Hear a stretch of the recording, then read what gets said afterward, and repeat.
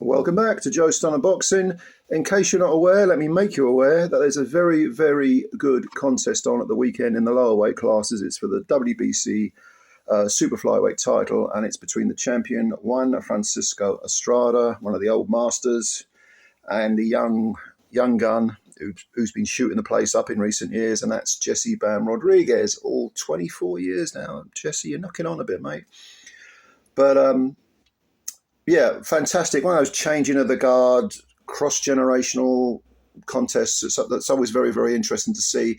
Is the older fella with all that experience, with all that proven ability, is he going to have one last great effort in him? Or is the young gun kind of walk into the saloon, be the first one on the draw, and this town ain't big enough for the both of us? Shoot down the old gunslinger. We'll see. But there's no doubt that in recent years, Bam Rodriguez has definitely caught, he's cut a sway through these lower weight classes. He actually won his first title at super flyweight. It was the WBC super flyweight title. It was vacant at the time.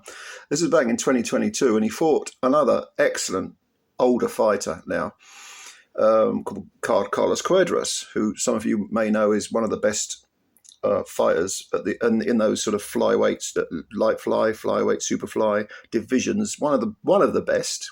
There have been many of them in the last 10, 12 years, but one of the best of the last decade at least. And Bam went in there at short notice, jumped up 2 weight divisions because he had been campaigning at light fly, jumped up to super fly and picked up the belt with a unanimous decision, a much deserved unanimous decision against a guy who many thought would have too much for the young gun. Not a bit of it. Bam looked wise beyond his years. I think he was only 20 at the time. God almighty. I think he was the first world champion to be born this century.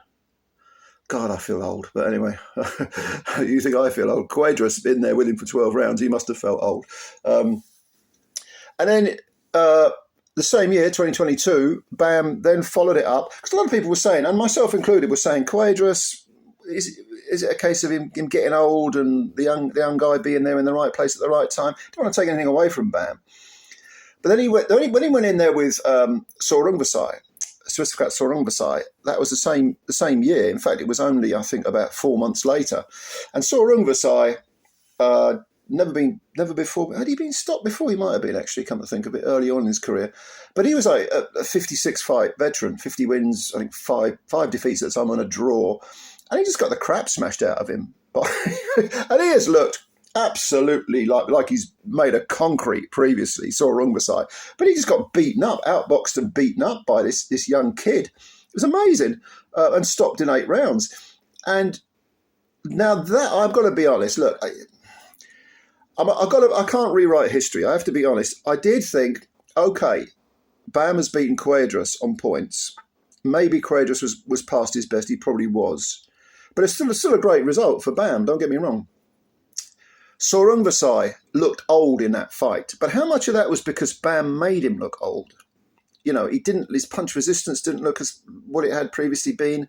You're talking about a guy in his 57th pro fight. Maybe there was too many miles on the clock. But at the same time, having thought that at the time, I also kind of countered it by saying, well, hang on a minute, we're talking about a 20-year-old kid here. So maybe it balances out. Maybe this guy, God, how good's this kid going to be later on? It all balances out. One slightly past it, one not nearly in their prime, not getting close to their prime, but still very, very good.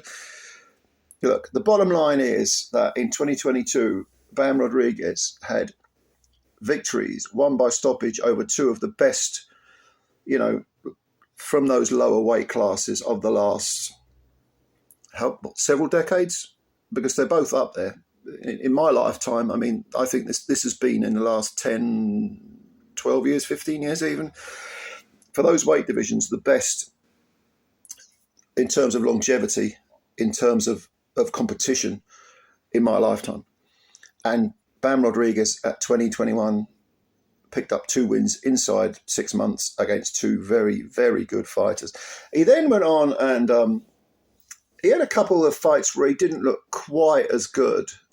He seemed to be going through the motions somewhat, but they were against reasonable fighters. Israel Gonzalez, Christian Hernandez, both unanimous decisions over 12. But when you think of it, 21-year-old, he may have even been 22 for one of those fights.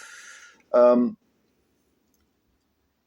WBO flyweight title was on the line against Hernandez, so he actually moved down and picked up that vacant belt. So he was now a two-weight world champion at the age of 21 or 22. But also he got 24 rounds in against good quality opposition. Not A+ grade, but B+, maybe B+ grade. And at that age, 24 rounds at world level in world title fights, invaluable experience. And then he faced Sonny Edwards. That was last December. And a lot of people picked Sonny to win. I didn't. I do like Sonny.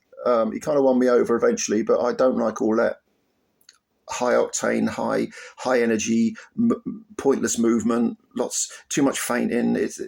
It all smacks of too much flash and not enough dash, too much sheen and not enough substance. And he stopped Sonny in, I think it was after the 9th round. Sonny got pulled out by his corner. And that was the unification at flyweight. But it was no secret that Bam was struggling a little bit with the weight at 112. Having been up to 115, he then came back down, won a belt, defended it, unified. But he wanted those extra few pounds. And when you're that weight, when you're that smaller guy, 3 pounds makes a tremendous difference. Sometimes getting off the last 2 or 3 pounds if you're a middleweight can be agony. But if you're struggling with just take the last pound off at that weight, it didn't show in his performance against Edwards, but I think it's reasonable to believe that having now moving up to 115 again, Bam will have a lot more energy, better stamina. Not that it was particularly bad in the past, certainly wasn't.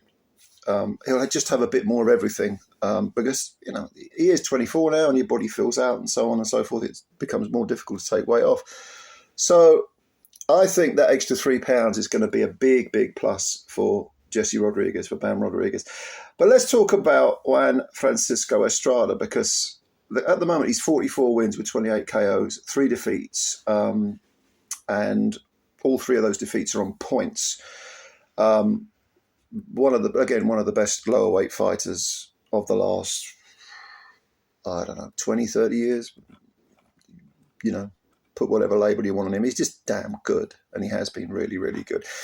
He actually turned pro back in 2008, so that's how much of a veteran he is. And he went on this run of undefeated. He fought all his contests in Mexico, and then he lost an 8-round decision, unanimous decision, to a guy called Sanchez Jr., Juan Sanchez Jr.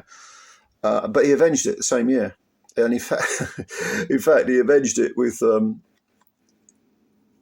think, with a knockout, wasn't it? Was it the same year? I think it was the same year. Yeah, it was the same year. It was a 10th round knockout. He stopped him in the last round. He then went on to fight Roman Gonzalez, Chocolatito, for the WBA light flight title. Now, this is interesting because prior to that, Estrada had been campaigning at I think it was 112, but he'd also been close to 115. He was sort of flirting with the super flyweight division, but he was certainly a flyweight. And then he dropped down to 108 to fight Chocolatito. And in fact, he lost to the undefeated Chocolatito. He lost a unanimous 12-round decision. That was for the WBA light flyweight title. But as we know, sometimes your stock can rise in an admirable defeat, and I think that's what happened very much so with Juan Estrada. He then fought Brian Valoria, who had probably seen better days by that point. This was in 2013, by the way, so we're going back over a decade. He won a split decision over Brian Valoria, and that was for the WBA and WBO flyweight title. So he moved back up to flyweight, and in his first fight back after losing to Chocolatito, won 2 belts. He defended them, made several defenses, and went on an unbeaten run until he moved up to Superfly, the WBC super flyweight title. That's what he went for, and that was against Sorungvasai, and he lost a majority decision. So no shame in that. Sorungvasai, again, I'm sound like a broken record, but one of the best lower weight fighters of the last 20, 25 years. In actual fact, that was in 2018, by the way. So he had that long undefeated period up to losing to Sorungvasai. And then the following year, he fought him again, Sorungvasai, and he won a unanimous decision. I should also, actually, I've skipped over one name that I shouldn't, which was Carlos Cuadras, because he fought Cuadras. I can never remember let me get this right now. 2017, it was before he lost to Sorungvasai, and he won a 12-round decision. And again, Cuadras at the time was a real threat. I think he only lost once at that time. He only lost once. Very, very good fighter. He actually had Cuadras on the floor in round 10. He then, like I say, he had the rematch with Sorungvasai in 2019, won a unanimous 12-round decision, and then he fought Cuadras again, and that was in 2020. And in fact, he stopped Cuadras. I mean, both the Cuadras fights, by the way, if you haven't seen them, go and watch them, because they're amazing fights to watch, really brilliant. He stopped him in the 11th round. He was actually on the floor, Estrada, I think, in round 3, and then he came back. He was losing the part of for quite a few rounds. He was losing the fight, and then he was too strong. This, by the way, was for the WBC super flyweight title. But he eventually floored Cuadras twice in the 11th round and stopped him. Then, as if that wasn't enough, he takes on Roman Chocolatito Gonzalez and wins a controversial split decision. Now, to me, I definitely thought Gonzalez won this fight. I mean, I just think it was a very, very bad decision. The first fight they had, where Estrada had dropped down a couple of divisions to take on the light flyweight version of Chocolatito, that was close, but I thought Chocolatito won it. This one, Estrada got the decision, but there's no doubt in my mind that Chocolatito won this fight. It ruined a good fight. I mean, by the way, that was for the WBA and WBC super flyweight belts, because Chocolatito had picked up the WBA belt off Kauai Yafai with a 9th round stoppage, was it? But yeah, I thought that was a gift. I'm sorry. I think Chocolatito should have been 2-0 at that point, but instead it was 1-1 because of what I think was a bad decision. Anyway, that's taken nothing away from Estrada. He's not scoring the fight, and he fought well. It's just Chocolatito seemed to have too much of everything for him. A step ahead, a punch ahead, finished the exchanges, better footwork. I just remember that fight. I remember it being quite wide for Chocolatito, but split decision for Estrada. He then fought Argy Cortez and didn't look too great, actually. And in fact, I think he looked a little bit old in that fight, Estrada, as if all the rounds were catching up with him. He did floor Cortez in the 7th round and won a unanimous decision, but it wasn't particularly impressive, not really. And then he fought Gonzalez again for the 3rd time and won a majority decision. Now, weirdly enough, I thought that I had that 116-112 for Estrada. That's the only one of the 3 fights I thought Estrada won convincingly, which made it 2-1 in their little trilogy to Estrada. But to me, it should be 2-1 to Gonzalez. But Estrada won that 3rd fight, and Gonzalez did look kind of old, to be honest with you, after all the wear and tear on his body. So now he takes on Jesse Rodriguez, again, in defense of his WBC super flyweight title. So what are we going to say? What do we think? Is this going to be a case of the old man in inverted commas, outworking the younger man? Or is the young guy just going to have too much? I think that, as I said before, a major issue here is that we're talking about an extra 3 pounds for Rodriguez. That's a major factor. I think it'll give him more strength, more stamina. It will just make him better, just overall in every way. It's advantageous in every way to him. And I think for that reason, as good as Estrada is, at his age, even though he has all that experience and all that savvy and all that nous, it's going to be difficult for him to be last in the exchange, or to be first in the exchange, to be last in the exchanges. He's a very, very good technical boxer, extremely good, probably the best technical boxer that Bam will have faced. I favour Bam strongly. I can see that youthful energy, vigour, as well as the power. I mean, Estrada's no slouch in the power department, but Bam does hit seriously hard. And I think I do favour Bam over 12. Do I think he will stop Estrada? I wouldn't rule it out. If it's a stoppage, I'll say 11th round, 11th, 12th round. I like to think Estrada will have enough to get through the 12, but I definitely see Bam winning at least on points. I might even go for a stoppage. Oh yeah, what the fuck? Let's go for a stoppage. Let's push the belt out. I think Bam will stop Estrada. We might even retire on his stall in about 11 rounds, maybe 12. I'll go with the 11th. I like to pick around.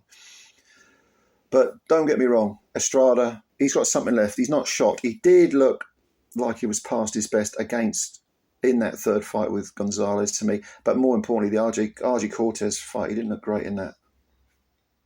Maybe he just took him lightly, I don't know. Anyway, let me know what you think. Do you agree with me that Bam's got this? Do you think Estrada's got one last great effort left? Maybe he has. Please leave your comments below. Yeah, I'll read them and answer them. And also subscribe to the channel if you're new. Hit the like button. Spread the word about Joe Stunner Boxing. You know the drill. All right, ladies and gentlemen, thanks for listening. And I'll get you later. Bye for now.